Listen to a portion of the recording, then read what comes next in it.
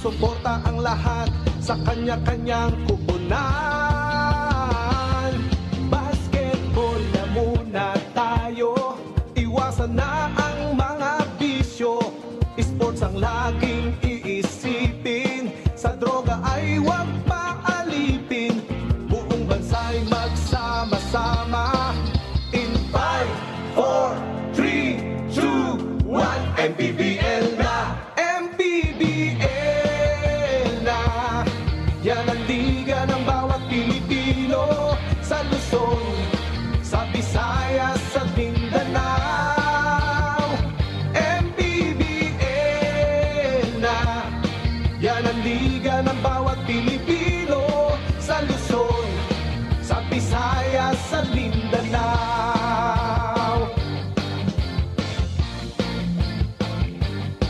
Ang bawat laban ay nakakakaba dahil sa husay ng bawat isa.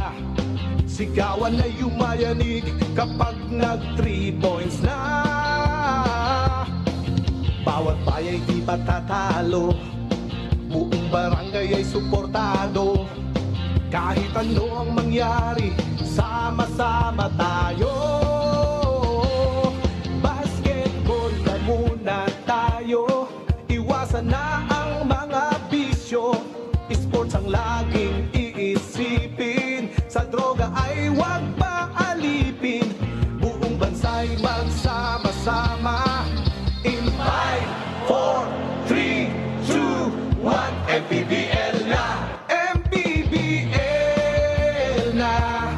Yan ang liga ng bawat Pilipino, sa Luzon, sa Visayas, sa Mindanao. MPBL na! Yan ang liga ng bawat Pilipino, sa Luzon, sa Visayas, sa Mindanao. Sa Luzon, sa Visayas, at Mindanao. MPBL, Maharlika Pilipinas Basketball League.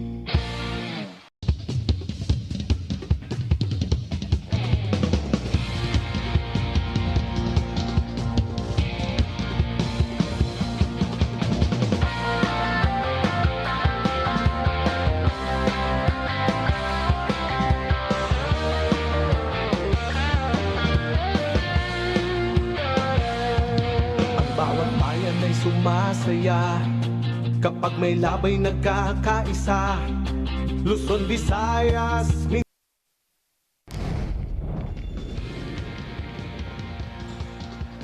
Sumapit na ang alas 4, oras na naman po para sa matinding basketball na aksyon dito sa Liga ng Bawat Pilipino. This is the 6th season of the Maharlika Pilipinas Basketball League.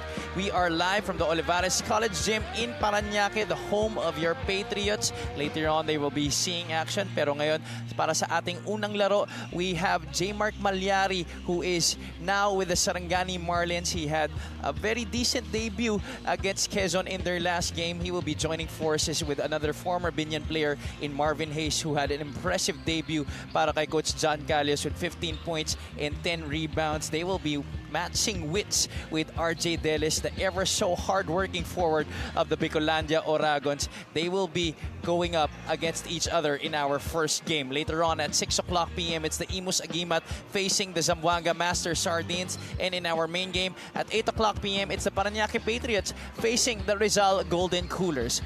Good afternoon, ladies and gentlemen, to everybody watching on MPTV Channel 98, on Signal Satellite Channel 53, on the Pilipinas Live app, on Facebook, and on YouTube. This is Javi Paraña on the call, joined by Coach Mike Perez. Coach Mike, this is a very interesting matchup that we have for our first game. How do you think things will pan out here, considering that Sarangani has had a good game with their recruits against Quezon? Yeah, agree. And very interesting nga yung magiging bagong pasok na to sila Marvin Hayes and J. Mark Malyari. Really vital additions. I guess a lot of experience para sa Sarangani, pero you can't overlook itong Bicol because Bicol is very much rejuvenated, coming off a 2-game win streak, and right now sinusubukan humanap ng pangatlo. Alright, and di lang naman tayo ang makikibaka sa araw na ito. Of course, we have the third member of our broadcast panel, Miss Mika Abisamis. Mika, good afternoon to you.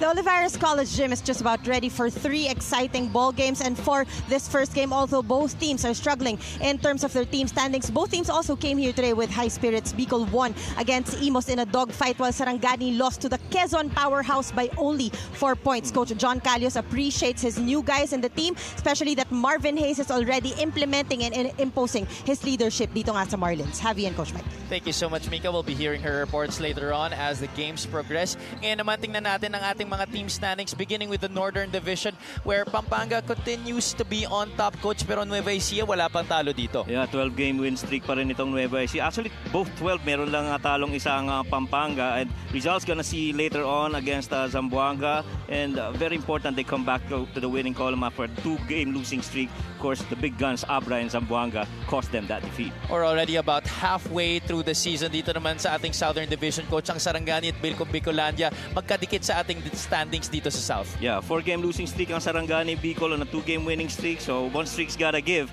dito sa laban na to. Ano importante dyan is yung Zamboanga rin. 2-game win streak after their loss to Nueva Ecija.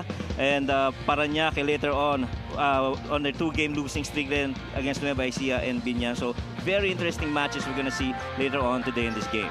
Or for the Bicolandia Oragons, after claiming their first victory against Bacolod, they had another dogfight, as you said earlier, Coach, against the Imus Agimat, 107-104 last June 20 at the Paco Arena. This game went down the wire, but in the end, RJ Deles and company made sure that they get their second straight victory. That's why they're gunning for their third straight here this afternoon. Yeah, yung dalawang charities ni Deles really led them to that 3-point win, and yung last possession, hindi nakascore itong Imus. But you look at the numbers, just really very excellent field goal shooting, both from the perimeter and both from 346 and 35% respectively, and the bigs really controlled the paint. There were +8 on rebounds and +5 pagdating sa second chance points in that win over Imus. RJ Deles and Chacalanes combined for 49 out of the 107 points of the Oragons in that game, and Coach Raymond Valenzuela hopes that these two guys will continue to play well, especially against a very hungry Sarangani Marlins squad who played their best game of the season yet, even though it was a loss against the Quezon Huskers. Well, the players that really stood out, Ryan Suwal, 18 points, 5 of 13 from 3 points. And how about that double-double by Marvin Hayes, 15 points and 10 rebounds. Really boiled down to decent shot making. Crucial yung miss na mga free throws. Too efficient ball distribution talaga para dito sa Quezon. Even the defense told on them as they had 8 more turnovers forced and 9 more points taken out of those errors. Well, for Sarangani, for the most part, Coach, it's a matter of closing out games because they have had a lot of situations this season wherein they faced a fourth quarter meltdown, especially during the final minutes of the game, and they can only hope that this game against the Bicolandia Oragons will end up in a victory to snap their 4-game losing streak. Ngayon, mga kaibigan, mga kaliga, punta na tayo kay Richard Tapos para umpisahan ang laro na to. MPTV Signal Channel 98, MPTV Satellite Channel 53, and on Filipinas Live app. Here are the starters. Let's begin with Bicolandia Oragons. At forward number 17, Charles Burgos. Guard number 14, Rapi Reyes. Starting at guard number 11, Cyrus Llarena. Power forward number 10, RJ Deles. And at center number 9, Jomar Santos. The head coach is Raymond Valenzuela. Assistant coaches, Matthew Sia, Jun Dizon, and Maverick Chua. Team manager, Adrian Ang Lim. Team owner, Mark Tan. Now, starting for Sarangani Marlins. At guard number 5, J-Mark Manny Malyari. Forward number 44, Ryan Sual. Starting at guard number 14, Megan Galang. Center number 13, Coy Alves. And at power forward number 3, Marvin Hayes. The head coach is Master JK John Calios. Assistant coaches Gilbert Cole, Jock Labrador, Jeff Cleopas, and Manuel Aglibon. Our starting five brought to you by New Star Max. Win to the max para sa Bicolandia. It's Rafi Reyes, Cyrus Learena, Jomar Tweety Santos, RJ Deles, and Charles Burgos. Para naman sa panig ng Sarangani Marlins, J. Mark Malyari will be starting his second game para dito sa koponan ni Coach John Callis alongside Megan Galang, Coy Alves, Ryan Suwal, and Marvin Hayes. A lot of changes dun sa pagsimula na lima na yan para dito sa Sarangani. I think the only ones that really left out there would be Ryan Suwal and Alves. Everyone else bagong starters para dito sa Sarangani. Marvin Hayes coming up with an impressive debut para sa kanila. Coming on over from Binyan sila ni J. Mark Malyari. Marvin Hayes has had a double-double of 15 points and 10 rebounds. While J. Mark Malyari, well, he had 8 points and he scores the first basket of this game, underscoring the fact that he has been a good addition para dito sa kupunan ni Coach John Callios. And let me tell you a fact about getting J. Mark Malyari. You're getting, two sides of the ball. Rebounds, defense, and scoring as well. Sama mo na yun. And passing as well, Coach. Yeah. You already mentioned the defense. You already mentioned the scoring. He did that in the first two plays of the game. And in that very last sequence, got the pass to Megan Galang for the second straight basket of Sarangani in this game. And you're loving it. Kasi yung mga ibang mga shooters mo and yung wing mo, Suwal and Galang, all they have to do now is go to open spots, hanap ng libre kung saan sila makikita, mapapasaan at tumira. Hindi na sila mag-aalala tungkol sa pagbaba ng bola or what have you. Really just coming in there and playing offense. Oh, there's a slight lull in the action. I think may technical difficulty na kailangan ayusin dito. We'll take a short break. Magbabalik ang MPBL.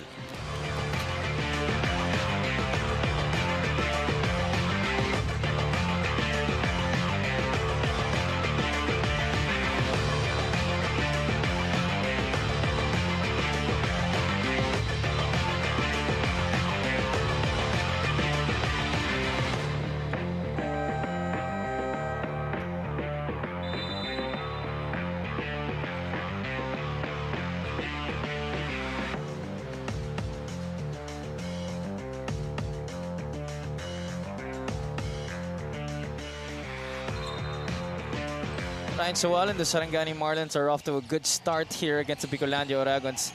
Just 30 minutes into this game, it's a 4-0 start in favor of the Marlins. Di pa rin makabutas dito ang Bicolandia Oragons.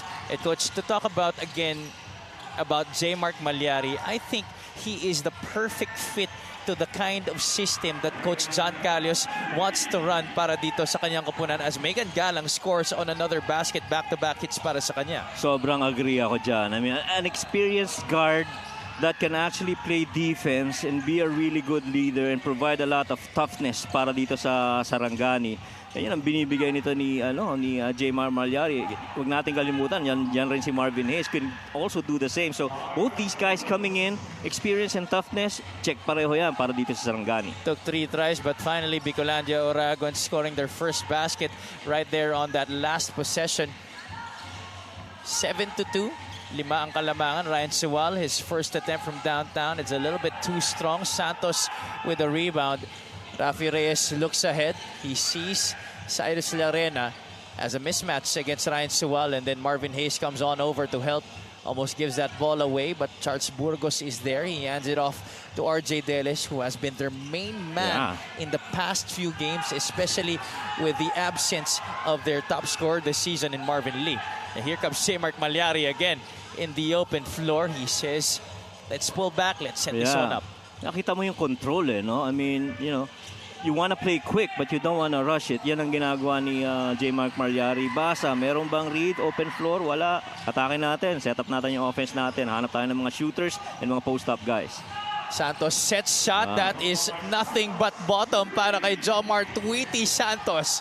Yeah, they're gonna need that from the big. Santos, if he continues to hit those shots from the outside, mapo-force lumabas si Marvin Hayes. And, gives a little bit more room pagdating sa defensive rebounds para dito sa Bicolandia.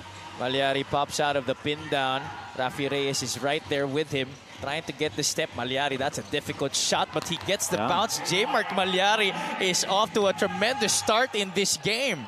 Alam mo, I think ang mas importante dito para kay J. Mark is he relishes this responsibility that's given him. A lot of teams that he's played, And I think coming out of Binyan, this is one of the best opportunities for him to show leadership. But this three-point shot by Tweety Santos is brought to you by Extreme One-Stop Shop Appliances.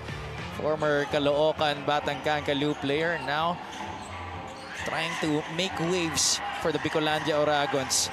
Burgos drop step, gets the bounce. That is 2 points para kay Charles Burgos, and suddenly it's a close game right now, 9-7. Yeah, and you kind of like this movement on the bigs of Bicol. Burgos roughly good for about 6.5 points per game, playing about 17 minutes. You know, really just one of those top 5 guys that you look forward to in your team if you're speaking of Bicol. 6:44 left here in the first quarter. But what about J. Mark Malyari here in the opening minutes of this game? Already with 4 points plus a couple of assists, and he has helped Sarangani to this early lead. First time out on the floor taken by Coach Raymond Valenzuela.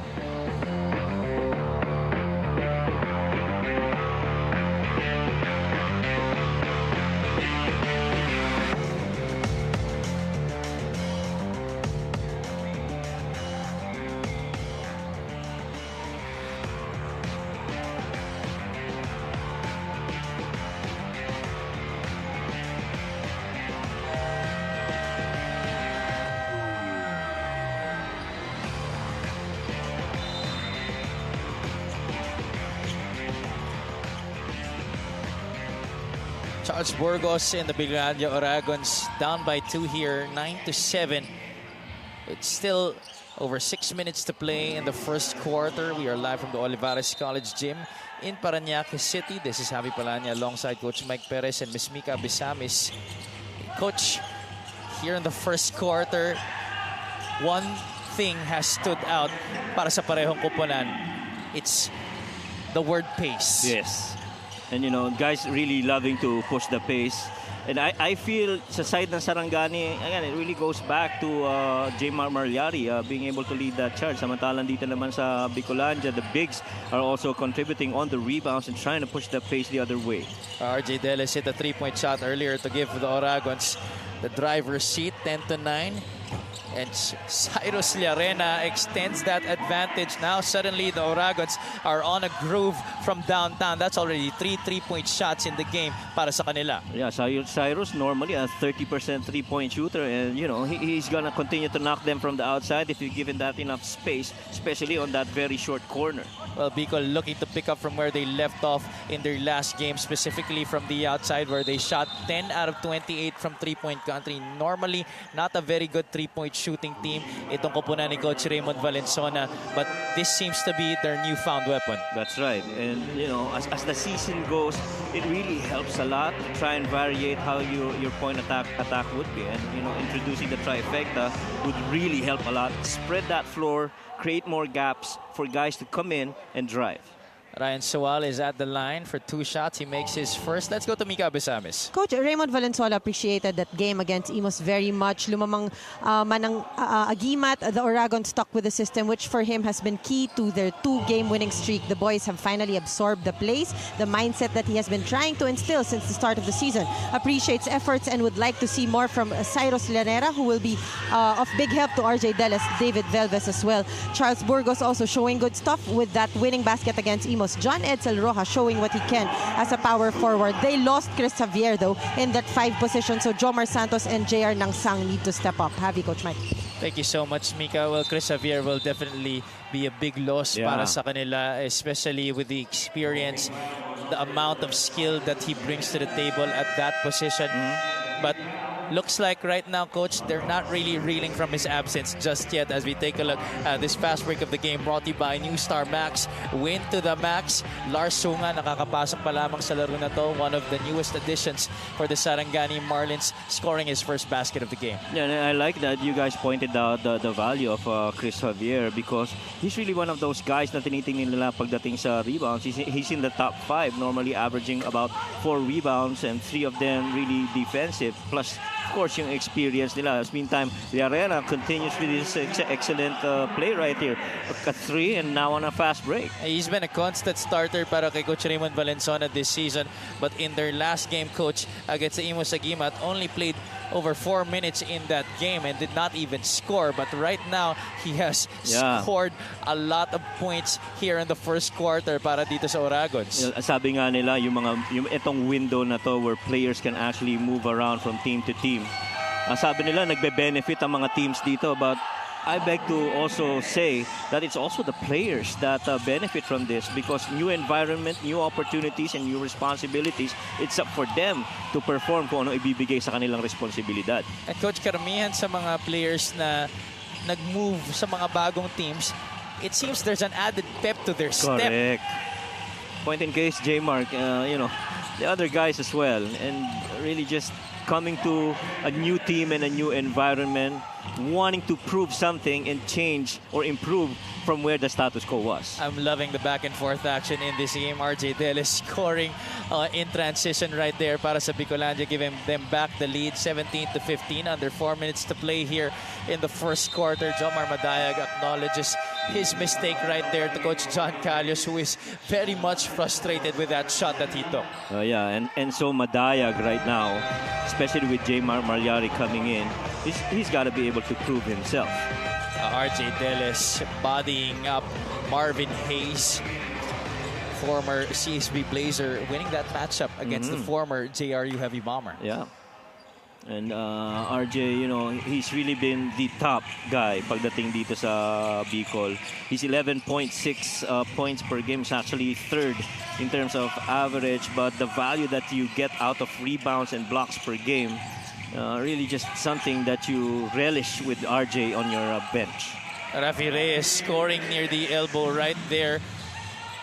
19-15. But Coach, beyond the box scores, beyond the numbers, RJ Delis, it's the intangibles that he brings to the table.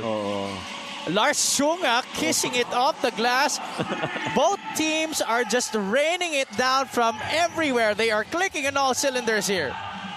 How about this? 3 out of 5 for Bicol. And the shots from the outside too. Sunga leading the break here. Leaves it for Destacamento na bagong pasok sa laro na to. These guys are just scoring quickly here in tremendous fashion. I usually like to try and keep my excitement in because we cover 3 games a day. But I just can't help but feel it right now because both of these teams are electrifying. And the pace and the energy is rubbing off that both of us and the guys watching here inside the Olivares complex. It's infectious, Coach. Yeah. That's why kung ako sa inyo, if you guys are within the vicinity of this venue, I suggest you come on down over here to the Olivares College Gym and witness this exciting action that we are having. Unang laro pa lamang ito ng ating Thursday triple header dito sa MPBL. Yeah, tsaka malaki ang, the number of field goal attempts these guys achieved per game. Talking about Sarangani, roughly about 73 attempts per game. They really love to push that pace, and right now they're at number 4. Samantalang ito namang Bicol, very average at 70, but they're still within the top 10 range. And so you can say, with this added talent that they have both on their teams, takbuhan talaga ang idadagdag nila, lalo na on this game. Rojas takes care of business on the second free throw. 10-4 in terms of fast break points. Hard to believe that Bicolandia's only scored 4 points in that department. It's a close game. Sarangani only leading by 2 here. Lars Sunga, former Arellano University chief, hands it off to Charles Caliano. Caliano breaks free. Alves sees the opening and puts it in for 2 points. Yeah, and we talked about, I always talk about missed shots as being treated as turnovers. Right now, they're very efficient from the field, and none has ever committed a turnover yet for both these teams. This is how crazy the start has been for these two teams. And we're already winding down the first quarter. Lars Sunga, can he be lucky again? This time it's no fluke. This time it is nothing but bottom para kay Lars Sunga from the outside. Yeah. Wala nang banda ngayon. Talaga diretso sa netang pasok. No? That's the third three-pointer of 3 attempts. Of 9 attempts, rather. 3 out of 7 naman ang Bicolandia Oragons. Pumasok na dito si Shaq Alanes, who also makes good spinaroo and gets it with a left-hand finish. Big basket there para sa Bicolandia to end that mini drought that they have to cut into this lead of Sarangani. 27-22, under a minute to play here in the opening canto. Lars Sunga kicks it out. Destacamento does the same. Suwal from the parking lot swishes it through. My goodness! Ano bang nakain ng mga player natin ngayon, Coach Mike? Yeah, and ang medyo ano dyan, at least nakita na ni Suwal na pumasok yung bola sa 3 points na attend niya. He's 1 out of 3, but you know, just like any other shooter, you saw what happened to Judel Fuentes the other night. Give them enough space and time and that feel of getting that shot in. That might be another consecutive streak para sa mga shooters like Kyle Suwal. And John Rojas once again trying to carve out space in the interior. He draws a foul here against the Sarangani Marlins, who, by the way, are in new threads. Yep. Bago nga, ano? Kasama, si Jaymar yata nagdala ng uniform eh. At saka si Marvin eh. Well, they're wanting to signal new beginnings para sa kanilang koponan. And I gotta tell you, they really have brought in a different image with their new recruits. Yeah.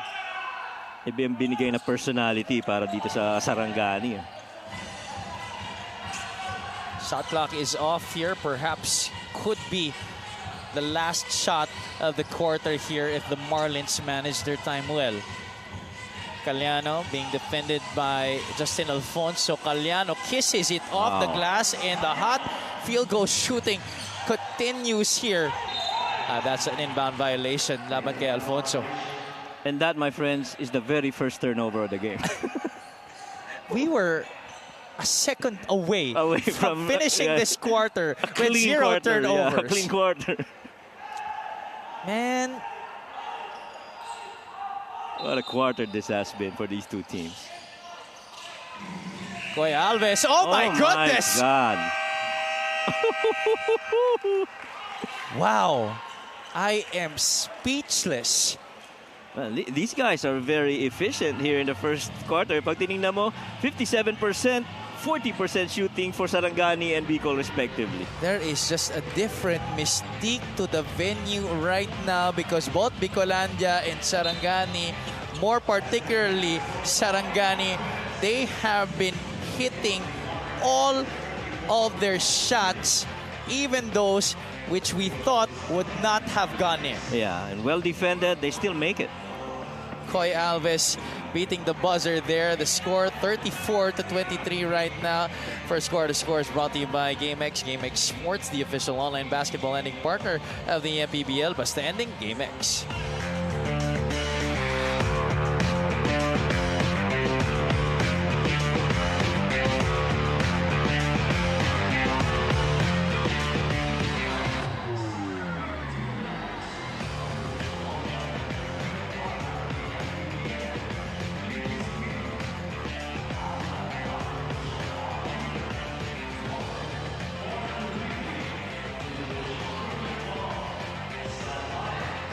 This is our fan of the game, brought to you by Jinky Skin.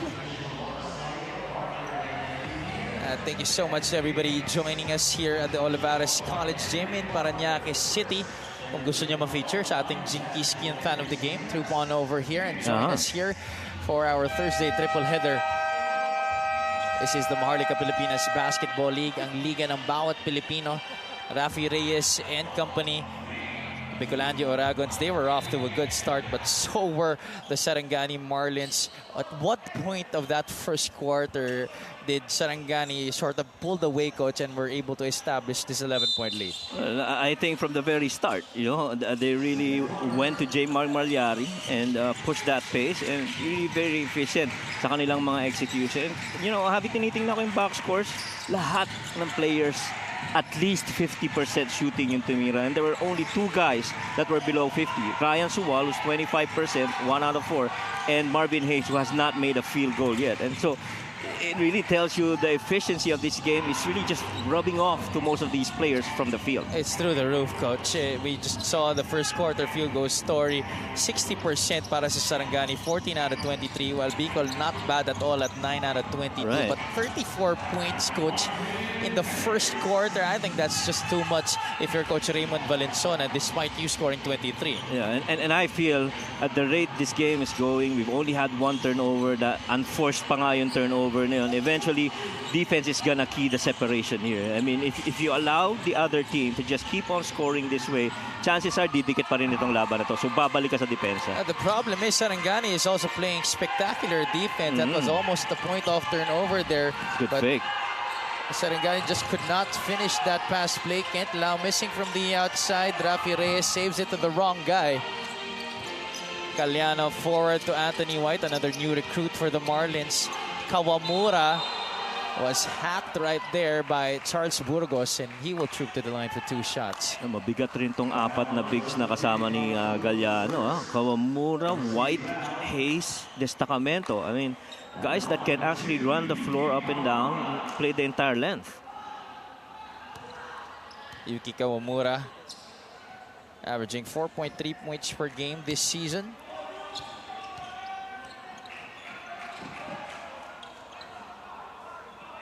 Missing on the first try. And Kawamura has been with the team since the start of the season. One of the holdovers para kay Coach John Calios. Oh, 0 out of 2 para kay Kawamura. Caliano takes it straight away. 3 is down and through para kay Charles Caliano. Well, Sarangani is up there when it comes to attempts. They're actually second. Out of the 32 attempts, they normally would make roughly about 9. And currently, they've already made 4 or 5 rather out of 11 attempts. So, you know, this could be a shooting 3-point game para dito sa Sarangani. Alanes looks at the clock. Shot clock is winding down for the Oragons, and he runs out of real estate there. Pinag-uusapan natin kanina yung depensa, and Coach John Calios really loving that defense right there. And he says that itong depensa on the sideline, keeping that on that space and pressuring it would really help a lot defensively para dito sa Sarangani. And to update you on the 3-point shooting here in this game, 5 out of 11 para sa Sarangani, while Bicol is 3 out of 8. Yeah, that's, you know, pretty much high if you ask anyone. Roughly, when you get one three-pointer is actually the same percentage value as a made field goal. And so, you know, you get more points pero sa percentage kahit mas mababa, you know, malaki rin yung value na binibigay sa'yo pag nakatres ka. Sarangani, they're not just running out of the gates, Coach. They are on nitros coming out of the gates here in this game. But Rafi Reyes knocking down a much-needed basket there for the Bicolandia Oragons. He has 7 here in this game. Yeah, and definitely si Reyes is up there in terms of point production. One of the regular starters as well, and you love the energy that he brings to his team. Do we have Lola Amor in the venue? Because it's definitely raining in Manila here. That's right. Yuki Kawamura scoring from downtown. By the way, that was challenged right there by the defense of the Bicolandia Oragons. That 3-point shot is brought to you by Extreme One-Stop Shop Appliances. And there's another timeout here called on the floor. This is now a 19-point advantage for the Sarangani Marlins.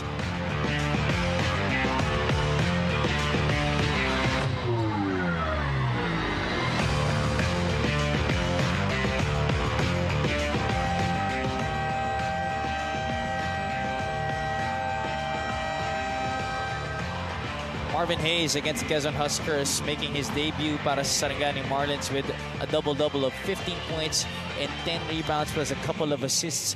More on the former Binyan player from Miss Mika Besames. 6 months daw hindi nakapaglaro si Marvin Hayes, but no resting from the game. He coached the high school team of Don Bosco, stayed in the gym every day, and well, vlogged. At 38, he is lucky to have this body that is still working like a changed oil car. But more importantly, it's his leadership and experience that he would like to share to this young Sarangani squad. He appreciates the opportunity given to him by Coach John. Javi and Coach Mike.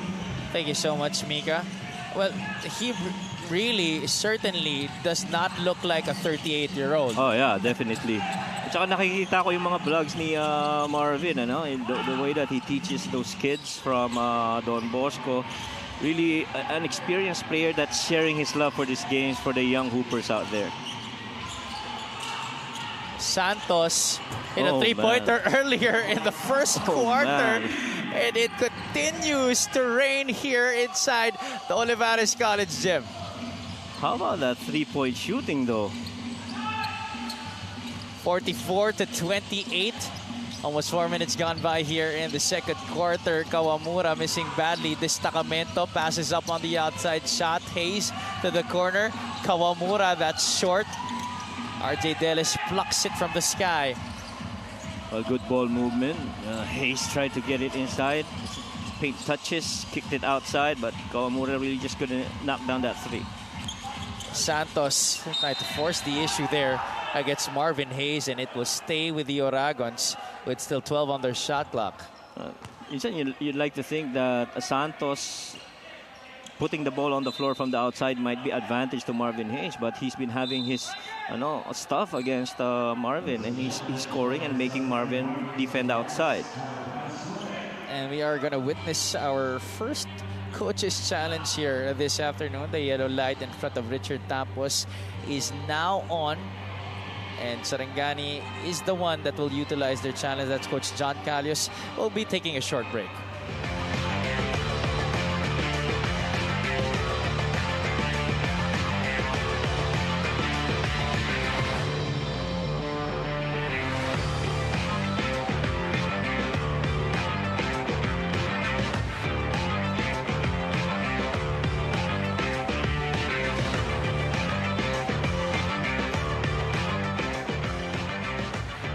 The challenge made by Sarangani Marlins is successful.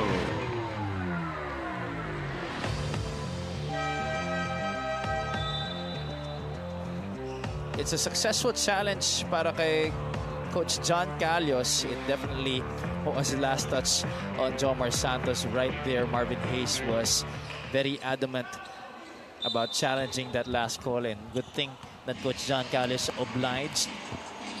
They still lead here by 16 points, approaching the halfway point of the second quarter. Anthony White cuts middle, the drop step met by three white shirts there. To no avail, Lordy Casejeros makes sure that the Bicolandia Oragons gets that possession. A really good defensive coverage para dito sa Bicol in that last attempt from up close. 4 white shirts challenging that close shot. Alanes in trouble there on that deep corner. RJ Delis hits nothing but air on that shot. Charles Caliano pushing the pace once again. Caliano off the bench has been spectacular. Yeah, that's an offensive foul, that's right. Lordy Casejeros is not a happy man, despite that being a turnover against the Sarangani Marlins. I think he was hit. Do I see blood? There is blood. Yeah, there's a couple of players that's actually got hit on the brow. And Casejeros exchanging words with Yuki Kawamura. Take a look at what happened there. Kahit si Rafi Reyes natamaan din, no? Right. I think the one from Rafi was on that contact with Lordy. Primarily, it was Kawamura and Lordy first, and Lordy got to hit Rafi. Rafi's still quite shaken up. Casejeros is already in the bench. It's not usual that you see Rafi Reyes sit that long on the ground after a hit. This guy is tough as nails. Yeah, and he's really bleeding right now. You see that on his left brow. And he's trying to show the officials he's hit. But we hope that it's going to be nothing serious and that this is something na maagapan na ng bandage or something to stop the bleeding, because Casajeros and Rafi Reyes, as we know, are very vital parts of the rotation of Coach Raymond Valenzuela. That's right. Especially with Rafi having an excellent start to this game. Yeah, and see Casajeros, you're getting roughly about 6 points, 5 rebounds in 15 minutes of action. But now he's getting more minutes, primarily because of that's what the team needs, especially as they try to go for their 3rd win streak here.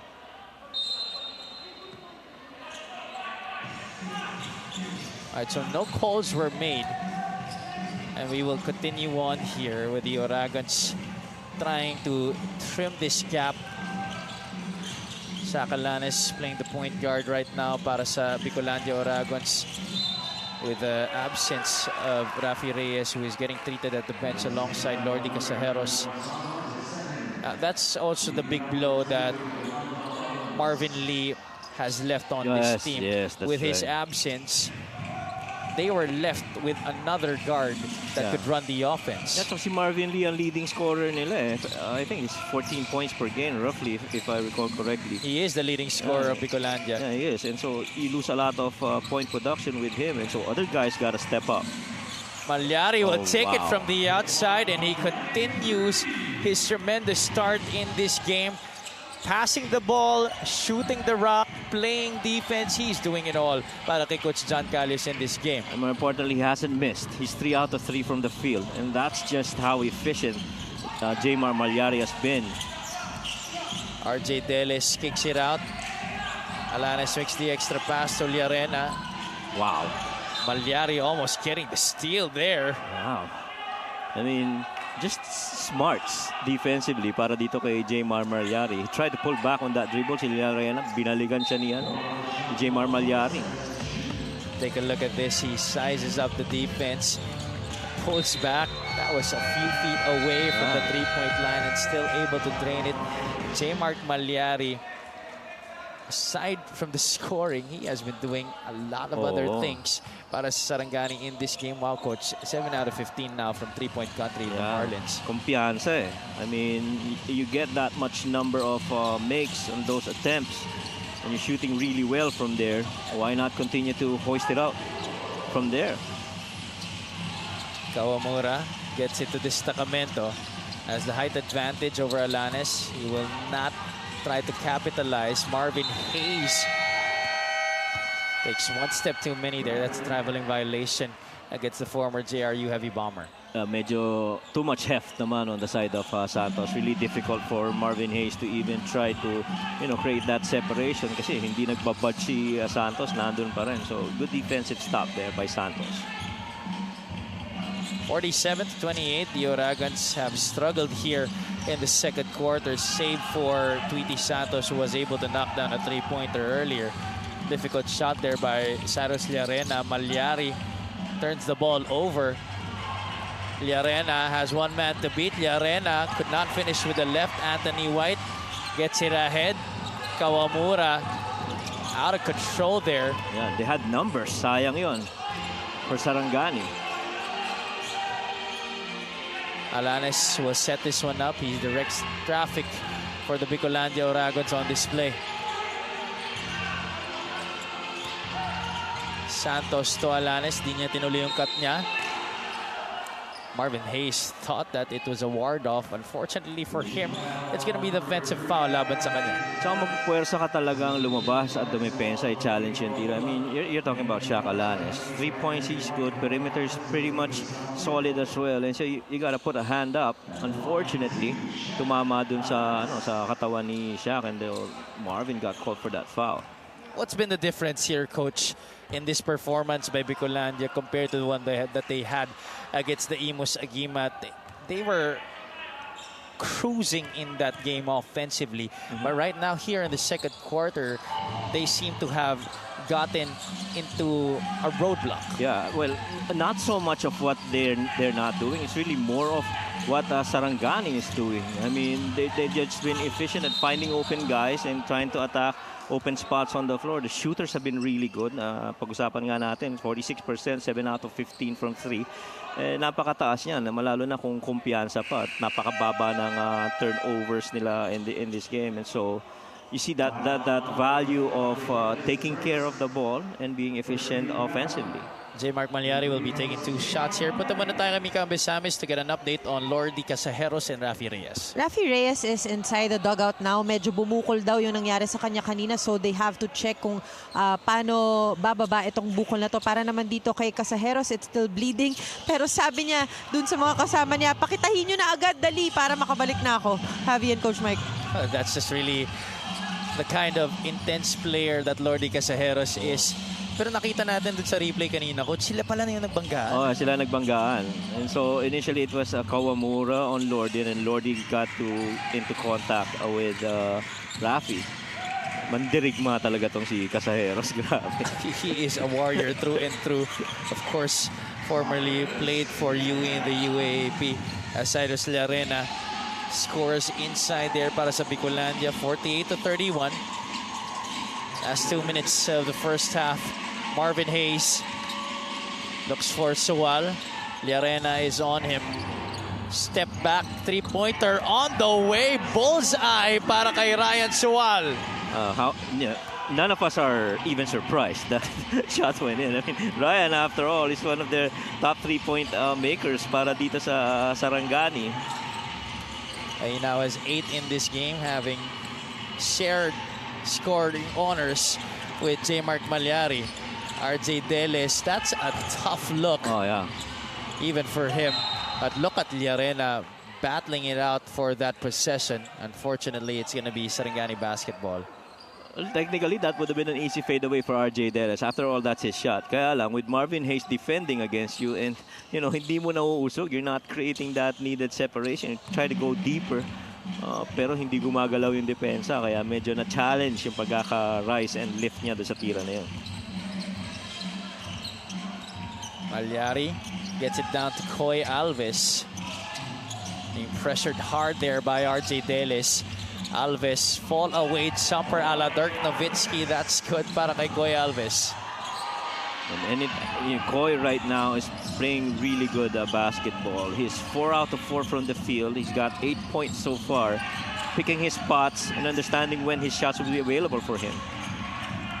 Alanes almost lost it. Push shot is short. That one was flat. J. Mark Malyari has the ball again in his hands. Malyari gets it to Suwal. Catch, set, fire. That's short. A 2-for-1 opportunity if Bicolandia hurries here, but it looks like Alanes will hold. About a 7-second differential between the shot clock and game clock, and that's an offensive foul against Cyrus Llarena.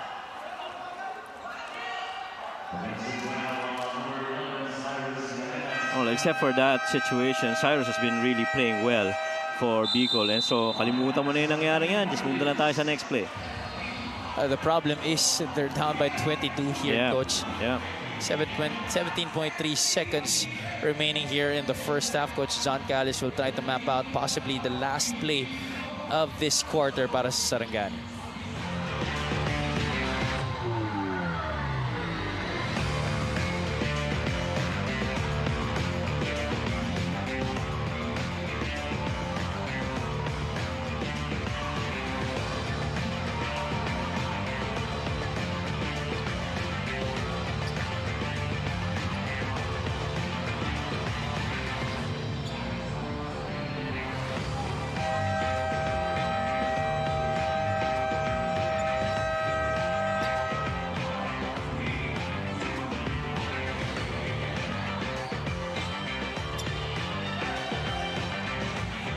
Marvin Hayes, 6 points, 8 rebounds, 5 assists already in this game.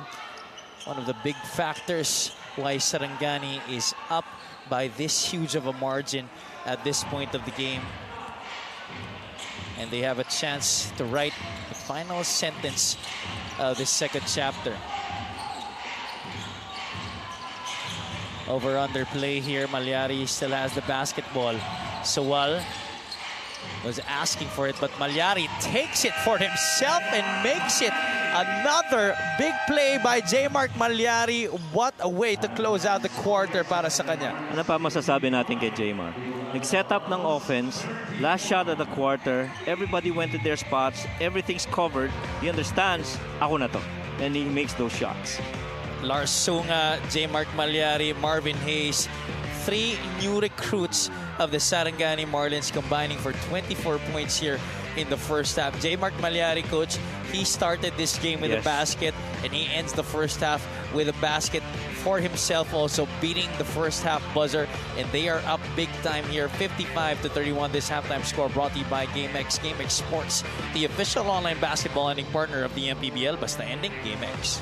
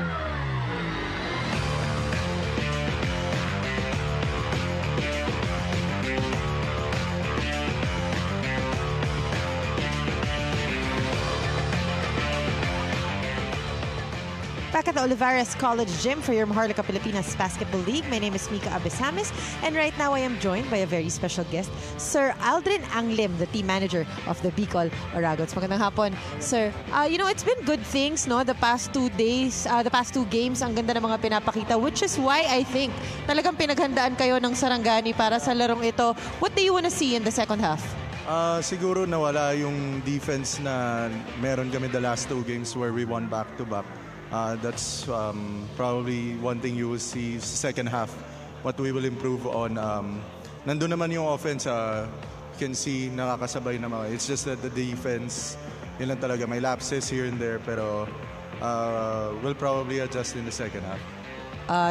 Let's hope na makita nga po natin yan in the second half, sir. Meron po ba kayong mga gustong batiin at pasalamatan? First of all, we would like to thank LCC Malls, our owner, si Boss Mark Tan, Congressman Joey Salceda of Bicol, Pure Blends, Sir Brian, Lucky Dragon, Miss Ann, Accelerated Wellness, William Sanz, Boss Will. Yun yung mga nagsuporta at hindi nang iwan sa amin throughout the difficult times. So we want to thank each and every one of them. Kasi hindi nila kami iniwan. Maraming salamat. Once again, Sir Aldrian Anglim na dating player din and now the team manager of Bicol. Magbabalik po ang Maharlika Pilipinas Basketball League.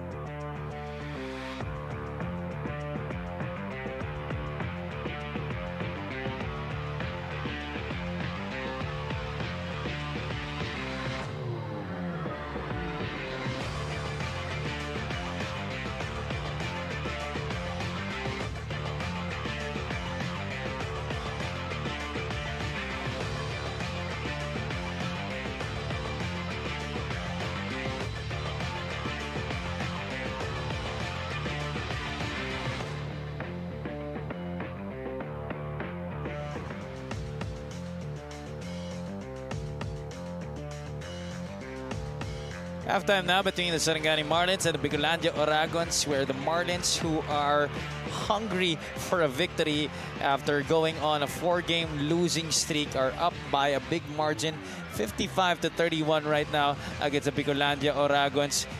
Coach Mike, this Bicol team, they started off well, kaya lang ang Sarangani, ang ganda rin nung naging panimula with J. Mark Malyari leading the way in terms of pushing the basketball, distributing the rock, and also scoring.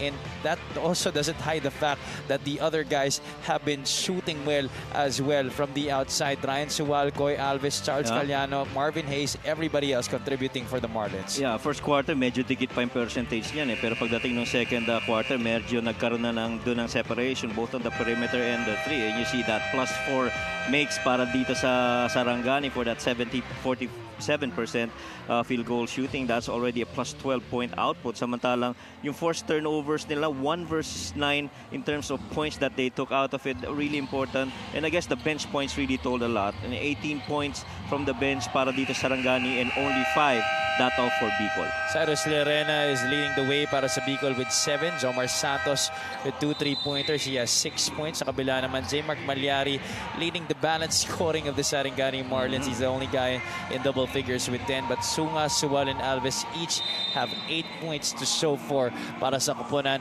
ni Coach John Calios. And not to overshadow din yung effort from the bench. Sunga was already there. Galliano had 5. And Kawamura had 3. And so against just the 5-point production of Rojas and Alanes, medyo they need a little bit more of help coming from the bench, speaking of Bicol.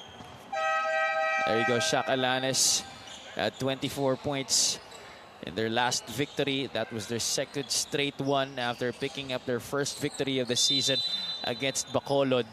And they're hoping to get their third straight victory here in this game against Sarangani. Unfortunately, the Marlins, they have other things in mind. Yeah. Alam mo kung saan lang gagaling kakulangan pagdating sa bench nitong Bicol, in bench help? It's Lordy Casajeros. He's out of 2 from the field and he's gone out after that instance that happened early in the second quarter. Rafi Reyes is back in harness here para kay Coach Raymond Valenzuela after getting hit in the first half, colliding with Lordy Casajeros. RJ Deles getting a basket inside there para sa Bicolandia. That's a good way to start for the Oragons. Yes. Yeah, that's one guy that you really want to start to get himself going. But kailangan dumepensa ka rin, not just to be dependent on the output of your RJ Deles. Malyari, bounce pass inside. Marvin Hayes through 2 defenders, draws the foul against RJ Deles. That's the difficult part about itong mga bigs. As you see this drive here by RJ Deles, really trying to get into that shaded area, pushing against the defense of Megan Galang and challenging it and making it. And I was saying about Marvin Hayes, big man na may poste, pero may baba rin ng bola sa floor, kayang mag-create. And he's a do-it-all player para dito sa Sarangani. His free throw brought to you by Extreme Appliances, ang subok at kompletong appliance brand ng Pilipinas. And napabuti pa para sa kanya na lumipat siya galing Binyan, where he was trying to compete for minutes with a very loaded front line, a star-studded front line. At saka yung mga bigs nila are really performing. Alvin Baitiong and the rest of the bigs of Binyan. Mark Pingles also being there. So you have it's difficult to carve up your own little space where you enjoy the game, and I think Marvin has found that right now. And of course, we don't want to take away from the type of resume that Marvin Hayes has built in his career. It just so happens that he was going up against legends in that front line that featured, as you said, Mark Pingles and also KG Canaleta. Yeah, yan ang hindi natin pwede makalimutan na, at one point, this is one of the really good bigs that we've had in Philippine basketball. And right now, he's evidenced by how he plays here for Sarangani. Megan Galang tried to cross up his defender, falling down in the process. That's a turnover para sa Sarangani, a rare one. Yeah, tama ka doon. That's a rare one. Megan Galang is one of those guys who'd be, I feel, would be better off on a catch and shoot than putting the ball on the floor. Maybe a couple of dribbles would do, but pag multiple dribbles, medyo na-anticipate na siya ng depensa. Rafi Reyes working the two-man game with Edsel Rojas. That's traveling. Yeah, that's a walk. I feel like he got hit too. Unfortunately, no whistle was blown there. There you see a very puzzled Coach Raymond Valenzuela trying to find out kung ano ang kailangan gawin ng kanyang kupunan. There you see the turnover story on your screens, 8-7. Guys, if you were just tuning in the first quarter, both teams almost committed no turnover until Justin Alfonso committed an inbound violation at the very last second of the first quarter. And J. Mark Malyari scoring inside there. And so to your point, yung 14 of that 15 turnovers at the half really committed in the second quarter alone. So doon medyo hindi ganun kaganda yung quality ng game compared. Well, it was good, but comparing it on a benchmark of first quarter, medyo kakaiba rin. There you go. A little bit too short there was Megan Galang. And Burgos could not get it to Rojas ahead. Transition defense, quick to get back para sa Sarangani. Ay, Coach, ang maganda dito sa mga bago ng Sarangani, hindi nila pinalitan yung identity ng team. They just merely improved what was already being what Coach John Callis was trying to nurture with his team. And with these things in place, tas plinag-in mo like this one here by J. Mark Malyari. The guy literally cannot miss. He's barely missed from the field. He's 5 out of 6. He's got 12, and he's 2 out of 2 from 3. 2 out of 3 from 3. I mean, a spectacular game after a decent debut against Quezon in their last game where he had 8 points, but definitely this surpasses his numbers from that last game. At saka maganda yung minention mo, Javi, na itong mga bagong piyesa na to para kay Coach John. Talagang dumagdag lang dun sa piyesang magaganda na para dito sa Sarangani. Complementary pieces that, I guess, plug the holes of the needs of Coach John. And so he's so much happier na. Point in case, look at this. Madayag is gonna come in, pero ang nagtitimon si J. Mark Malyari. And here he is featured in our play of the game brought to you by Suzuki. J. Mark Malyari finding means and ways to get that ball into the hole this afternoon. Rafi Reyes almost lost that.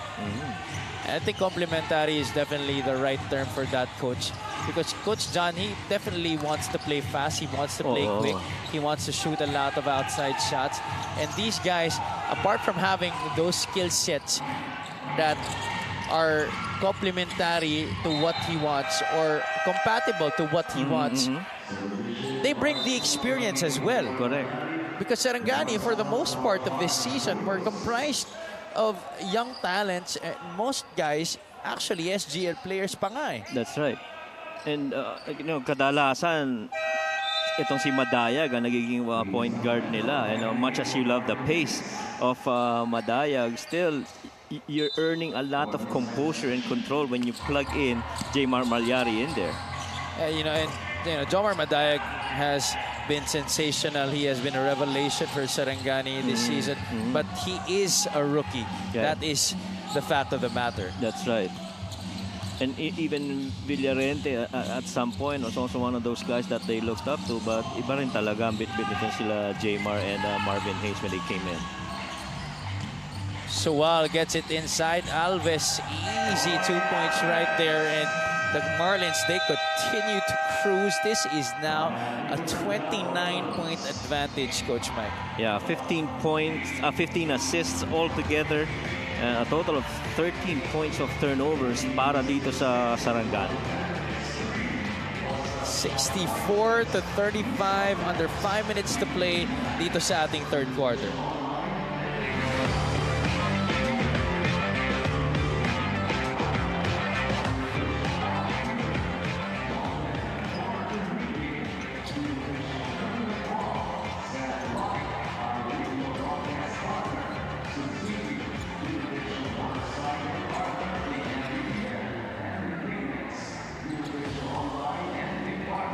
Up next for the Sarangani Marlins, they will be facing the upstart Quezon City Todo Action on July 3. 5 days after that, they will be going up against the Valenzuela Classic. And on July 15, the Pasay Voyagers of Coach Marlon Martin.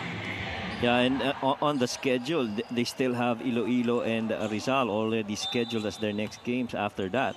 But the thing is, the other unscheduled games, 7 out of the 8 are really top-tier teams. So that's going to be a difficult stretch, a tough one for Coach John. Well, mathematically, actually, they are still not yet out of the playoff race. Right. Despite being at the bottom half of the Southern Division team standings. Actually, both Bicol and Sarangani are both not yet out.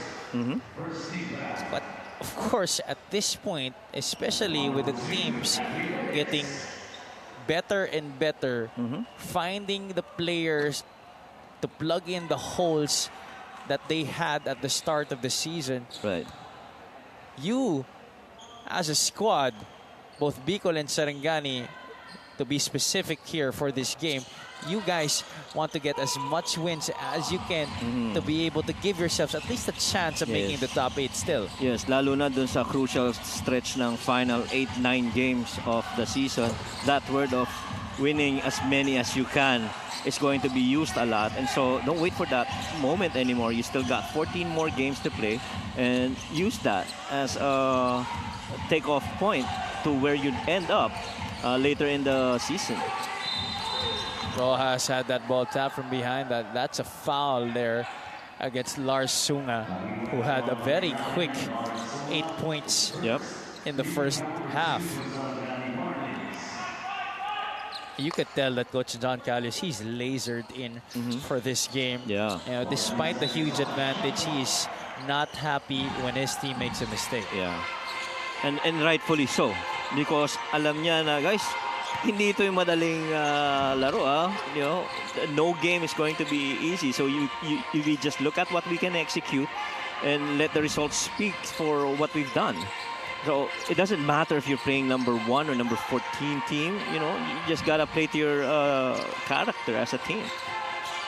And I guess, Coach, he also does realize that, we've been improving so much despite this 4-game losing streak. It started with Pampanga, where they lost by 41. Against Abra, they only lost by 22. Against Zamboanga, they only lost by 17. Yes. And then against Quezon, a still undefeated squad, they only lost by 4 points. In fact, they had a chance to win that game at the end. Correct. And that Quezon game really speaks a lot of that shift in momentum, and I guess how they play para dito sa Sarangani. That was a stretch. They would have been on a 3-game win streak before when they went up against these big teams. See, Sunga once again with another layup shot right there. And you see, after this Lars Sunga basket, you still see Coach John Callius signaling a full court press. Yeah. He does not want to take his foot off the gas pedal here. Yeah, and there really is just no let up here on the side of Coach John. Bicol continues to struggle. The woes continue to pile up para sa kanilang koponan. Lars Sunga picks up his dribble. Destacamento now. Madaya gets the handoff. Back to Destacamento. That's almost picked up by Rafi Reyes. Alves asking for it. Baseline J is nothing but net para kay Koy Alves. Koy Alves, 6 out of 6 from the field. And talaga, libre, pwede na ititira ko to, range ko to. And, you just gotta keep the game very simple. And if you're at it, you gotta keep on shooting and test that temperature of your hand. 8.5 points per game this season. He has been a very steady force para kay Coach John Callius at that power forward spot. Gets the rebound right there. Madaya, the speedster, gets it. And the bigger worry, I guess, for Coach Raymond here for Bicol is that there's no one Bicol player that's actually catching a good rhythm. This fast break of the game is brought to you by New Star Max. Win to the max. Lars Sunga getting into double figures. Yeah, and you speak of double figures. Sa kabilang side, wala pang in double figures. Para dito sa Bicolandia, everyone is roughly 7-6 points into this. And your leading scorer is RJ Delis, and Villareno's got 7 both. and they're shooting roughly about 40% from the field. Everyone else really a little bit of a struggle. That guy has been one of the missing links for sure. Shaq Alanes only with 3 points to show for this afternoon. At wag natin kakalimutan si Lordy Casajeros. I mean, yung puntos rin nun, medyo mabigat rin ang bit-bit nun. Oh, that's clear foul right there. And Casajeros got beat there, had no other recourse but to give up the foul.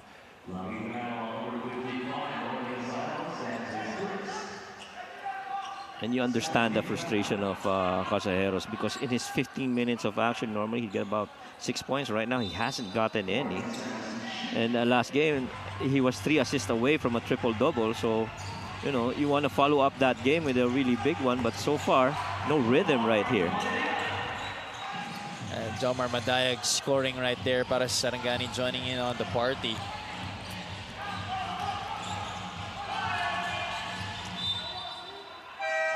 That's a turnover para sa Bicolandia. That's number 12 already in the game for the Oragons. That's right. And, you know, these turnovers just keep piling up. And it's almost everyone committing a turnover. You know, you have to be better at controlling the ball, lalo na against this defense of Sarangani. Post up. Gets it down to Alves. Gonna face up here. Destacamento takes it from the outside. Doesn't get the lucky bounce. It will stay with the Marlins. Diyan mo naman makikita yung halaga ng isang Marvin Hayes sa poste. I mean, post up, kaya ni Marvin Hayes yun. You look at King and Koy, medyo face up, shooting from the outside players ito eh.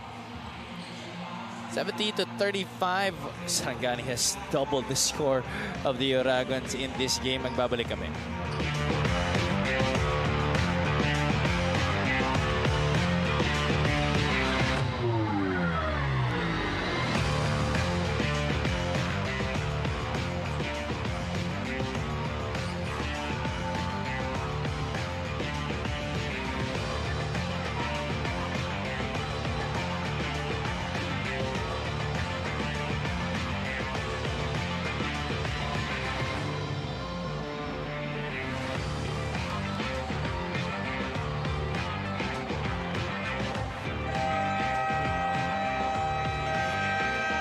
Up next for the Bicolandia Oragons on July 3, they will be going up against the Parañaque Patriots, who, by the way, will be facing the Rizal Golden Coolers later on at 8 o'clock p.m. on July 6. It's the Batangas City Tanduay Rum Masters. And 5 days after that, they will be going up against Coach Rizal Castro and the Marikina Shoe Masters. Madayag fading away, almost got that one to go. Justin Alfonso is back in the game para Coach Raymond Valenzuela, but he turns the ball over. Madayag fakes out Alfonso, and that counts the hoop and the harm para kay Jomar Madayag. To make matters worse, it looks like it's gonna be an unsportsmanlike foul against Justin Alfonso. He turns the ball over, and look at Madayag trying to protect the basketball there. Boy, what a crafty move from the rookie. Just a tough situation for Justin right there. You got your pocket pick from half court. Kakapasok mo pa lang. Iskoran ka ng end one. Tinawagan ko pa ng mabigat na foul. And so, you know, I gotta come back and recover if you're Justin. Madayag knocks down the bonus, and because it is an unsportsmanlike foul, Sarangani will be taking the ball out here with 40 seconds to play and a fresh 14 to work with.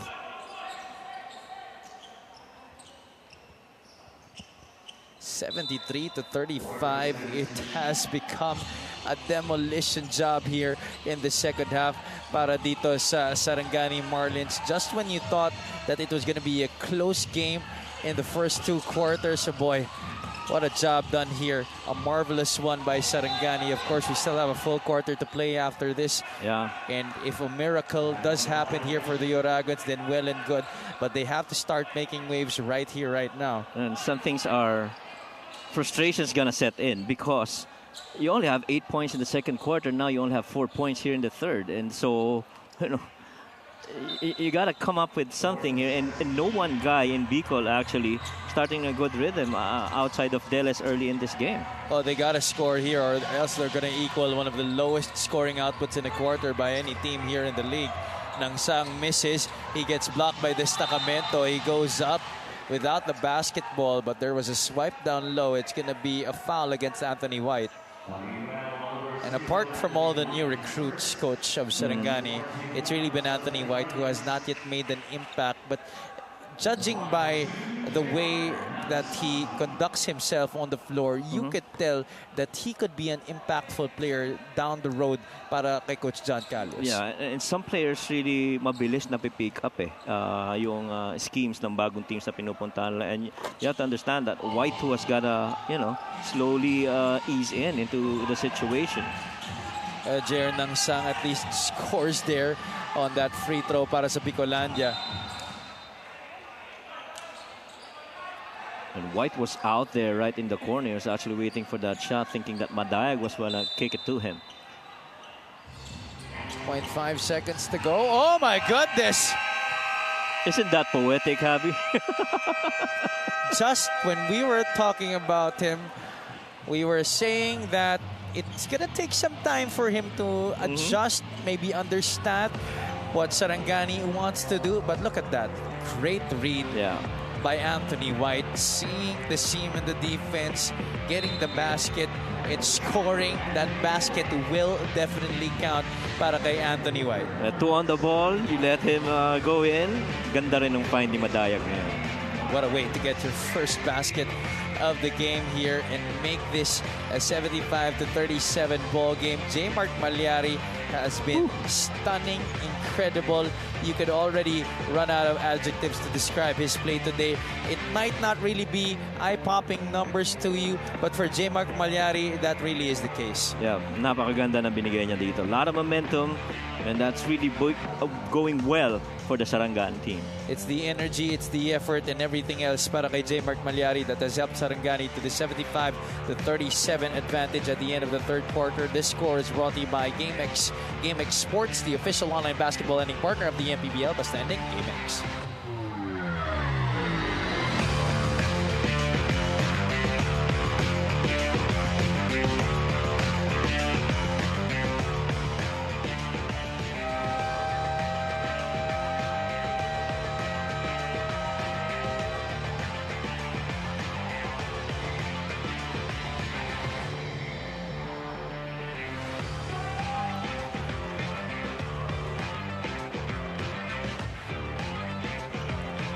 Presenting our Suzuki Muscular and Sporty fan of the game, just like the Avenus, do more and achieve more with the Muscular and Sporty scooter from Suzuki. The Avenus, oras na para magmotor. Live po ang Liga ng Bawat Pilipino dito sa Olivares College Gym in Parañaque City, the home of your Parañaque Patriots. They will be seeing action later on at 8 o'clock p.m. against the Rizal Golden Coolers. But for now, we have the first game of our Thursday triple header. This is the Bicolandia Oragons going up against the Sarangani Marlins. It has been an annihilation here in the second half para sa Sarangani. Jer Nang Sang still trying to salvage what pride they have left here. Talking about Bicol, as long as there's time on the clock, Coach Mike, there still is hope para sa kanila. Yeah, but they have to, I guess, multiply their efforts right now. This is a huge deficit, and you multiply by 10. By 10, right? sobrang bigat eh. That 8 and 6 point output in the second and the third quarter, really very telling. It's very uncharacteristic to see a team to be scoring that low, and to come back, medyo mabigat yan. Let's see how things unfold here in the final period. Jer Nang Sang has scored their last 5 points. At that time, it was Daniel Velves getting the basket inside on the stick back. Kawamura, quick trigger, hand in the face, no problem para kay Yuki Kawamura. Yeah, it didn't matter that defense put up against him, and Kawamura has been pretty solid so far coming off the bench. He's got 6 points already in this game. Coach, it's also been on the defensive side where Kawamura has been able to contribute. Imagine putting the frustration on a guy like Lordy Casajeros when it should be the other way around. Lordy should have been the one making the other guys on the other teams frustrated. That's right. And so napakahalaga talaga na hindi lang sa scoring, kailangan dumidepensa rin, no? And isa na yun sa mga bagay na alam ko, lalo na kay Coach John, napakahalaga dahil mabibigat yung mga susunod na kalaban. And there's a call here on the other side. And what you like about Coach John is, you know, as he looks after his players on the floor, he's really just telling them to go ahead and play. Just keep playing. Yeah, you know, he's saying, let me take care of the complaining. That's right. Maglaro na lang kayo. Ako nang bahala dito sa pakikipag-usap sa kanila. Kayo naman yung player eh. Ako yung coach. Correct. And sometimes, most of the time, the job description comes with complaining to the referees. Oh, yeah. No, just making sure the technicalities are out there and protected for your team.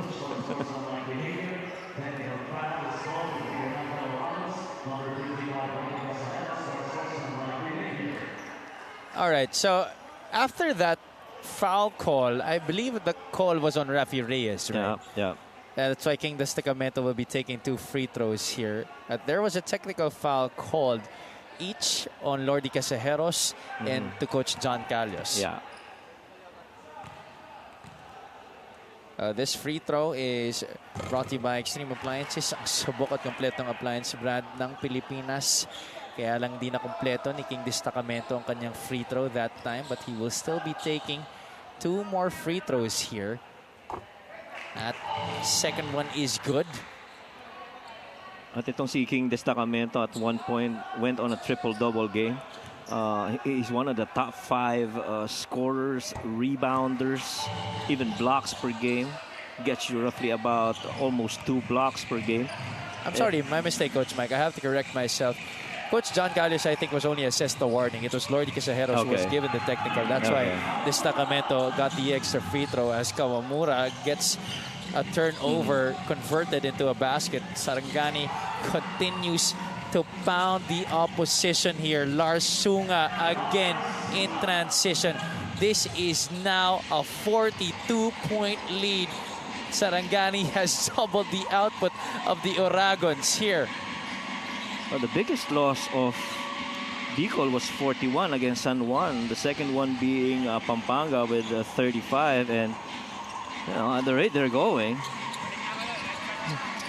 Well, this is looking like it's gonna be perhaps the biggest loss of Bicolandia if they don't do something about it right now. With under 8 minutes to play here in this game. Look at that, Kawamura turning defense into offense, and that's what I've been saying, Coach. Kawamura not just scoring but also defending. Yes. At itong si Lars Yunga, Coach, he may not be sensational. He may not be sensational in terms of putting on great plays, but he's contributing the numbers, Coach. That's right. At saka ano, you know, you like players like those na kung ano yung may tutulong, ibibigay at i-contribute. And this game, and as much as this appears to be impending loss to Bicolandia, it's just the margin that's medyo malaki talaga. Yeah, and usually, Coach, you don't really expect this from a professional squad to be playing like this. Yes, they already had a horrible second quarter, but it's no excuse to be coming out of the halftime break and still be playing out flat just like this, only scoring 6 points in the third quarter after scoring just 8 points in the second period. That's unacceptable. And right now with barely almost a little over 2 minutes gone in the fourth, they already have 7 points across their tally. And so you'd like to think that they do a little bit better earlier because they understand, you know, the quarters and the time is not on your side. And so you got to do a better job coming back and trying to make this a closer game as it is. Even Carga has now scored para sa Sarangani Marlins. He's fresh off the bench. And I think at this point, all of the players of Coach John Calios have scored in this game. At least everybody is fielded in. Yeah, I think so too. I mean, and maybe just a couple more guys that haven't been. Well, Gaha hasn't scored. He just did, Coach. Oh, he just did. All right. He got 2 points. So almost everyone really has scored here. You are correct. At saka importante naman dito, swinging over to the side of Sarangani, Coach John now is riding on a really good stretch of a win streak. Let's go to Mika Abesamis. Hindi daw nakakatulog si Ryan Suwal after a loss and yung game against Quezon because of his last shot that unfortunately didn't make it. Nanood lang na lang daw siya ng trigger warning sa Netflix pag uwi niya. But generally, he was happy with how the team fought against the Huskers. He definitely appreciates the help given to him by Coach John Calios through their new players, lalo na sa backcourt na si J. Mark Malyari. Nakaka-concentrate na daw siya at nakaka-discarte sa shots niya with J. Mark shooting as well. Pero pag may open daw, titira pa rin siya. Puwera lang pag nasa loob si Kuya Marvin Hayes. Biro niya. He expressed how Marvin has set the tone of leadership. Nadidisiplina daw sila. He hopes simula na to ng good things. Have you, Coach Mike? Well, it definitely is looking like that right now. Things look to be going in the right direction para sa Sarangani Marlins, and they will be ending their losing streak here today. Imagine, Coach, after that loss to Pampanga, it's only become better and better para sa kanila. Imagine if that shot by Ryan Suwal at the end game against the Quezon Huskers went in, then they probably would have been the very first loss of the Huskers this season. Yeah. And much as pinag-usapan natin yung talo na yun versus Quezon, to see this play of the game. This is brought to you by Suzuki. Lordy Casajeros, a little bit of hang time there. But that is only part of a handful of great plays here in the second half that Bicolandia has done after that great start in the first quarter. They went toe-to-toe. It has been downhill from there para sa kanila. That's right. And katulad nga sinasabi ko kanina, much as we look at that loss against Quezon as a loss, but morally I feel that's a win for Coach John, because the manner that they played against a very efficient team in Quezon really speaks a lot of how the change has been. And so if I'm Coach John Calios, I would consider that a win, and that right now, in this impending win, I'm on a 2-game winning streak. Itong Bicolandia Dragons ngayon, Coach, they're trying to mirror Amelia Earhart right now. I don't know where they went right now here in the second half. Yeah, and so flying in on the Bermuda Triangle. Yep. I mean, scoring this low after scoring that way in the first quarter, it's just horrendous. Yeah.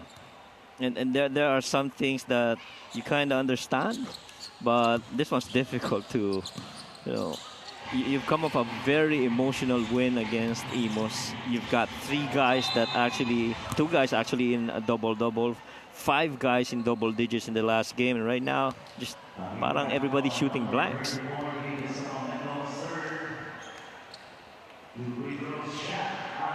And I was having conversations with some of their players before this game. They were very high on their 2-game winning streak, and they are very much looking forward to winning a 3rd game here against Sarangani. Unfortunately, this Marlins team, they're very hungry after being on this 4-game losing streak, which will end today for sure. And looks like it's going to be better things to come para sa kanila. But for Bicolandia, I cannot say the same at all. Yeah. But I guess the challenging part is that in as much as you've got 5 guys in double digits in the previous game, no one's in double digits right now. The closest one that you've got is Deles and Llarena, who's been there for quite a while at 7 points. Lars Sunga extending his scoring total in this game. He now has 14 points. Sarangani is 10 points away from the century mark, and we still have 5 minutes to go sa laro na to. Right after this, the Imus Agimat will be facing the Zamboanga Master Sardines of JC Marcelino and Coach Louis Alas. Yeah. Well, the former MVP, he had a spectacular game in their last match. Yeah, and looking at how the field goals have been and where the points have been coming from, you're a plus 11 in terms of perimeter shots. That's the 2, so that's already 22 points. You're a plus 6 when it comes to 3-point makes. That's already a plus 18. And so you compound that with, how they've been playing defensively. That's just where the deficit has come. Pareho lang yung shot attempts. Mas maganda yung conversions aside ng Sarangani. And Coach, it's always hard to comprehend how a team with this much talent with this much experience and veteran leadership could play this way against a team that has only been practically formed, what, 5 days ago? Yeah. At saka yung pinanggagalingan nung last game, I guess. I mean, you're in high spirits because you're just on a 2-game win streak. Samantalang itong Coach John Callos, talo, up 4 points. Medyo olats tayo, but you see that difference right there. You want to say that there is a desire to win, definitely, but the body language doesn't show that at all. Yeah. Shaq Alanis making good on the first free throw. Alanis has struggled in this game. Only 5 points sa laro na to. And Shaq Alanis has only shot 1 out of 8 from the field in this game. That's right. That's just 1 out of 8. He's shot only once from 3. He had 2 out of 4 from the free throw. A far cry from 10 out of 21 in that last game against Imus, where he scored 24 points. Yeah. He, along with RJ Deles, led 3 other guys in double figures para sa Bicolandia Oragons. Casajeros had 16, a near triple-double, as you mentioned earlier. And also Rafi Reyes, as well as Edsel Rojas, had 11 apiece. And you see right now with this impending win of Sarangani, the way that you look at how the teams are stacked in the south, with this being the 4th win of Sarangani, they'll be now 4 of 11, and so from Muntinlupa all the way down to Sarangani, that's a pretty tight race right there, and 5 wins and 9 to 10 losses almost on the average between these two. Oh, spectacular play, just like a drill right there para sa Sarangani Marlins. 3-man fast break finished by Yuki Kawamura. Walang humpay no? Talagang bumababa pa rin This is like Need for Speed. Yes. Para sa Sarangani right now. Or Fast and the Furious, whatever way you want to put it. Right there, right? So, well, no look to Marvin Hayes. And the show continues here for the Sarangani Marlins. 96 to 51. My goodness. This is a demolition, an annihilation. However way you want to put it, right there. Suwal to Hayes. These guys playing beautiful music together. Everybody from the Sarangani Marlins playing great in this game. And just really the willingness to go down and keep that pace going. Sarangani is going to be in for a big win.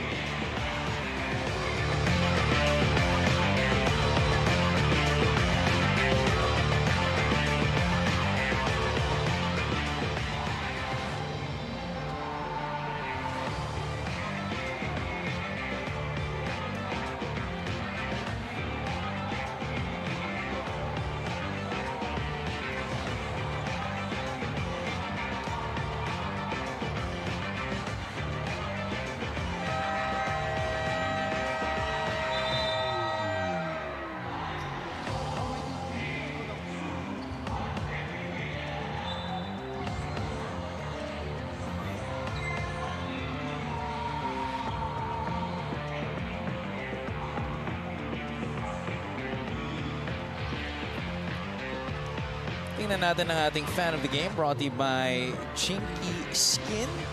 Ayan ang ating magandang dilag na nandito. Nanonood sa atin sa Olivares College Gym in Parañaque City. Thank you so much for joining us. This is Javi Paranya alongside Coach Mike Perez and Ms. Mika Abisamis. First game of our Thursday triple header. Sarangani is mountains ahead of the Bicolandia Oragons in this game. 45 points is the gap here. The Marlins have been putting on a show on both sides of the floor, Coach Mike. Yeah, final score na lang ang pinag-uusapan dito actually. 3 minutes in, much as we saw a really good first quarter, ironically, we're at a point that this is an ending that we weren't expecting. Hey, Coach, moving forward para dito sa Sarangani, how do you think things will continue to shape up para sa kanila Anthony White hasn't really had a breakout game para sa kanila. But J. Mark Malyari, coach, in this game, had a decent debut against Quezon dun sa kanilang last game. But here in this game, coach, it's like a statement game para sa kanya. It's like saying that, Coach John, I'm your man. You want me to run the show? Yeah. I'll run the show for you. That's right. And at ang maganda niyan, nagkaroon na ng isang game against Quezon, which is a high-caliber team. And you saw how J. Mark performed against the guards of Quezon. And the guards of Quezon are no easy guys to match up against. But the thing is, pagdating dito sa mga susunod na laro nila at mabibigat yung mga susunod na kalaban nila, he has to bring his A game. And guys would need to support J. Mark Malyari because you cannot just be fully dependent on how J. Mark has been for your team. Everybody's got to pitch in and be a good contributor in the next games para dito kay Coach John Callos. All right, Coach. Since we only have 2 minutes left in this game, let's try to preview to our viewers how they will match up against the Quezon City Toda Action, who have also been on a great run these past few games, getting big victories over Pasay in that down-the-wire victory against Pangasinan on their home floor. As we bring you the last 2 minutes of this game, brought to you by GameX Sports, the official online basketball lending partner of the MPBL, basta ending GameX. Okay, let's look at the guards here. Quezon City, you've got Chino Mosqueda, that's one guy that he's got to go to. How about Val City? Huwag na tayo lumayo. Paulo Hubalde na lang. Pag-usapan natin. Diba? Oh, wait lang. Oh, wow. Ryan Sual is not yet done, Not Coach yet Mike. done, yeah. These guys are not yet done, and they're really just having fun right now. And we move on. Pasay, you're talking about Lawrence Victoria, right? Iloilo, Mark Nonoy. Rizal, you've got Alvin Alday. You're going up against Cranial Viloria, and those guys are tough to match. Oh, another three. That one's missed. You could even argue that should have been a foul. There was contact on the way down on that follow-through. Go ahead, Coach Mike. Continue what you were saying. Yeah, there's really so much more guards to talk about. You talk about Davao, you talk about Pangasinan,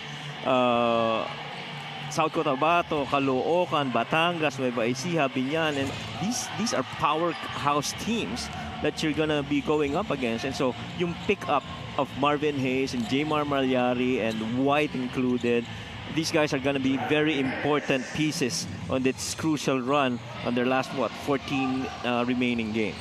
Ryan Sual trying to catch up on his average here. Sual now with 13 points. No, 10 points in this game. 13. 13? He's got 13, right? All right, yeah, 13 points in this game. He's averaging 20.1 points per game, one of the leading scorers, if not the leading scorer of this league so far this season. And by the way, guys, if you're only watching Ryan Sual for the first time, this guy still has years to play in college. Okay? Yeah. Playing for St. Clair. He is a special guest licensed player dito sa Sarangani. But big victory. What a way to snap your 4-game losing streak para sa Sarangani Marlins. Huge, I think huge is even an understatement. Victory against the Bicolandia Oragans. Sobrang laki talaga ng kumpiyansa ngayon itong team ng Sarangani. Started out really strong the first quarter, very efficient. So was Bicol, but you know, 3-pointers, fast breaks, and better performance coming off of points of turnovers. And this is the biggest margin of victory by any squad this season, set by the Sarangani Marlins here against the Bicolandia Oragans, 101-55. J. Mark Malyari was our pick for best player of the game, Coach. It's brought to you by Manny Pacquiao's MPBL. So much great contributors in this game para sa Sarangani. It was a total team effort, but this was the guy that set the tone. Yeah, and he was playing on a string defensively and offensively. Once again, our final score is 101-55. This is brought to you by GameX Sports, the official online basketball lending partner of the MPBL. Basta ending GameX. Our player of the game, J. Mark Malyari, is at courtside with our very own Miss Mika Bisanes. Maraming salamat. Kasama ko nga ngayon ng Manny Pacquiao's MPBL Best Player of this ball game. Walang iba kung hindi si J. Mark Malyari. J. Mark, maraming gumawa sa game na to. Nakita talaga namin na yung chemistry dito sa Marlins. Pero yung 15 points mo, naging welcome statement to para sa'yo. Kasi ang ganda rin ng binibigay sa amin kumpiyansa ni Coach John eh. Tapos yung last game kasi, ang mindset ko lang kasi noon, huwag mag-turnover tsaka i-contribute ko lang yung namin play. Tapos eto, itong second game ko sa Sarangani, sabi sa akin ni Coach John, kailangan niya daw ako. Gusto niya, binibigay niya sa amin yung kumpiyansa. Kaya sana, i-grab na lang namin. Kaya lahat kami, talaga, open yung kumpiyansa namin. Sobrang taas. Salamat din kay Coach John. Tama ka, talaga napansin namin yung naging contribution mo nung first and second game. So gusto ko malaman, kamusta ka naman kasama yung mga teammates mo? Kamusta ang relationship nyo ngayon? Maganda. Sobrang open kami sa isa't isa. Lalo na meron kami isang veterano na talagang naggagabay sa amin. Tsaka kinakausap kami lagi. Si Marvin Hayes. Sobrang leadership siya kung sa on and off the court din. Meron ka ba mga gustong batiin at pasalamatan, J-Mark? Siyempre, unang-unang pinapasalamatan ko si Lord. Kasi binigay sa amin yung panalo. Tsaka bonus na lang ito yung best player ko. Tapos, siyempre, nagpapasalamat ako kay Boss Monching. Tsaka kay Kuya Jojo, yung mga boss ko, si Boss Miguel. Tsaka in the port, si Boss Julio. Boss! Tapos yung pamilya ko, si mama ko, papa ko, yung mga anak ko, si Jaden, si Kyrie, yung kambal ko, si Chichay, si Chuchay, tsaka si Kai, Lorena. Tsaka yung girlfriend ko, si Rain Aubrey. Tsaka yung iba ko papang boss, sila Rimuel, tsaka sila Boss Edgar, tsaka sila Manang. Okay po. Maraming salamat. Our Manny Pacquiao's MPBL Best Player of this game is J. Mark Malyari. Javi and Coach Mike. Thank you so much, Mika. Congratulations to J. Mark Malyari, John Calios, and the rest of Sarangani Marlins for snapping their 4-game losing streak at the expense of the Bicolandia Oragons by 40+ points, 101-55. Up next, we have the Zamboanga Master Sardines facing the Imus Agima. Thank you so much for joining us for our first game. Pangalawang laro naman pagkatapos nito. For my partner, Coach Mike Perez, and our courtside reporter, Ms. Mika Abisamis, this has been Javi Pananya. Keep it locked in here on the Maharlika Pilipinas Basketball League, ang liga ng bawat Pilipino.